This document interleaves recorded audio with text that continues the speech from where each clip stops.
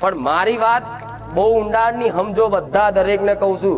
જો તમે ભોળિયા છો, તમે ગરીબ છો, તમે દુખિયારા છો, આ તમારું દુઃખનું, આ તમારું ભોળપણનું, આ તમારી ગેરસમજનું દુનિયા તમને તમારો ગેરફાયદો ઉઠાઈ લે છે, તમને ખબર નહીં પડતી.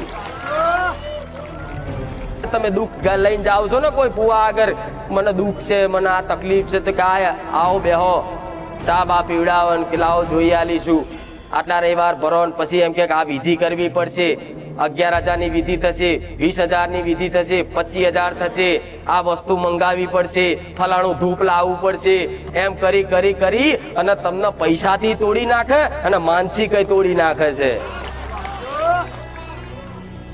તનથી, મનથી અને ધનથી ત્રણેય બાજુથી તમે તૂટી જાઓ છો આ રખડવામાં ભટકવામાં, તમને નહીં ખબર પડતી.